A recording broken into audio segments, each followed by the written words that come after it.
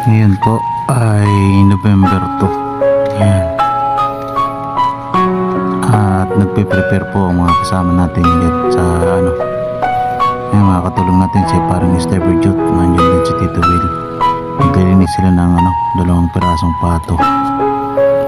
At ako naman dito naman tayo syempre sa mga ulam. Dito naman tayo nakatoka. At itong ginagawa natin ay para to sa selebrasyon ng matagal ng pamahiin ng pamilya na minana pa po sa mga minuno o sa lolo namin. Ngayon po ay yumao na po ang mga lola, kaya yung nagpapatuloy po ay kami na lang kasama namin yung mga tito at tita na nakakaalam ng tradisyon na to para hindi lang po patay yung tradisyon. Ayan, mayroon tayong konting dito pagsasalo-saluhan na handa. Ito po ay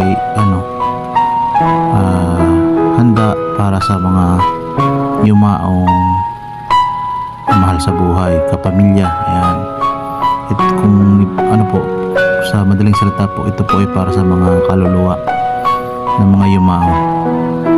Dito po imbitado po lahat ng mga kaluluwa na yumao na, yung mga kapamilya na yumao na. Ayan, prepare po tayo sa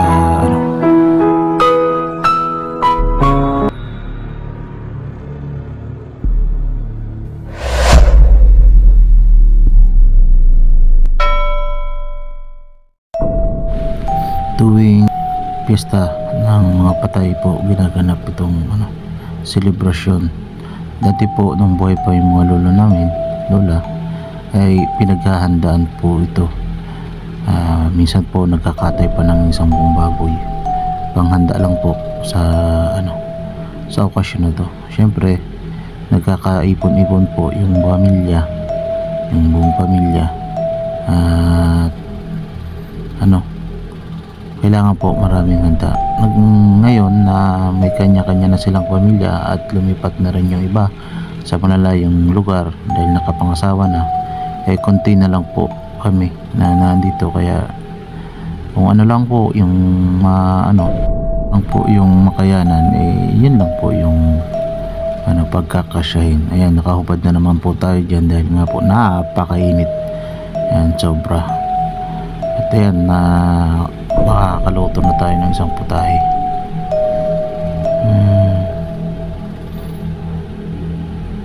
Medyo dumadami na yung mga tumutulong. Puro kapamilya din naman yung mga yan.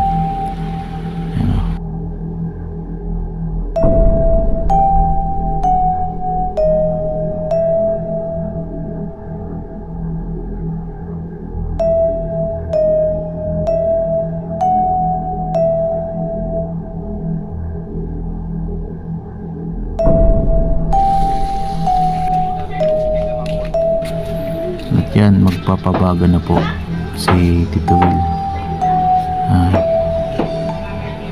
Mag-umpisa na rin po yung dasal. May dasal po pula yan. At dito naman parte yung hapag na tinatawag. Yan, may yung pinaka manok din nilalagay sa gitna ng plato.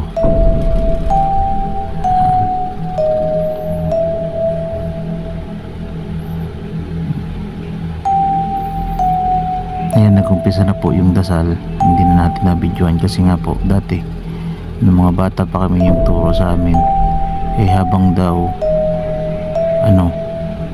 nag-uumpisa na yung dasal at yan yung insenso at yung usok na yan, yung pinapabaga ni Tito Will, bawal na daw daan-daan dyan kasi baka makasalubong mo daw yung mga kaluluwa.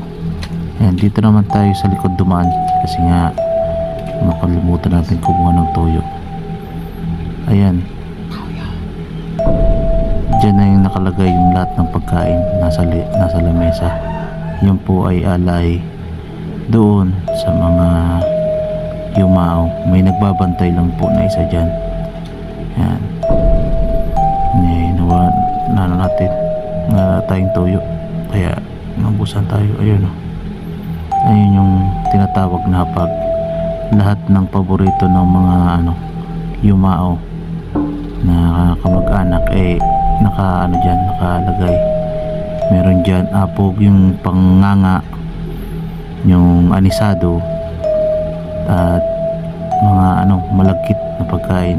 Yan, tamis, candy, nilalagyan din yan. Alay po yun para sa pwede naman po yung kainin pagkatapos nung dasal, magkakainan na. Ayan, habang naiwan tayo dito kasi nga nakapos tayo maagang nag-umpisa yung dasal, nagluluto pa rin po tayo habang nagdadasal sila. Ayan, sakto po pagkaluto natin dito tapos na rin po silang magdasal. Ayan, dati ng pamilya, umpisa sa panganay, sa pangalawa hanggang sa bunso, tapos yung mga anak, yung mga apo. Ang saya po nito pag pag kompleto pa ng panahong hindi pa nag-aalisan yung mga kamag-anak namin para tumira sa ibang lugar. Ayan.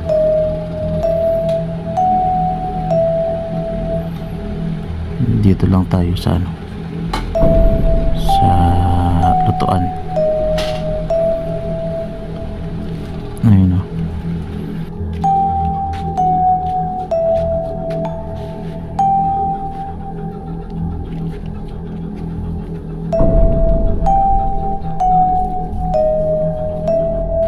Yang usok na daw niya na yan, yan daw yung gabay ng mga kaluluwa papasok. Dito nga nagtataka tayo at biglang nag-blurred yung natin, yung camera. Yan, baka may dumaan kaya tatapos na yung dasal. Ito na yung sinasabi na yung ipapatong sa ulo mo yung yan yung pinakaplato na yan. Yung laman yan, sambong manok, itlog, patay na inihaw kaya pinirito. May kanin din. Yan yung pinaka gitna. Diba? Yan yung tradisyon namin pamilya. Marami sana kami, dati puno yan.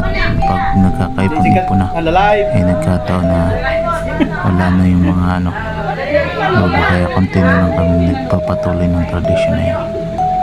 Diyan mo, pag pinatong sa ulo mo yan, diyan mo sasabihin yung parang wish mo sa isang tao. Yan, diba? Ayan. Yung lamesa naman yan may tubig, parang hugasan. Tapos yung paniniwala, yung tubig yan, yung nasa plato na yung malalim. Paniniwala kung mga hinugasan daw yan ng mga kaluluwa.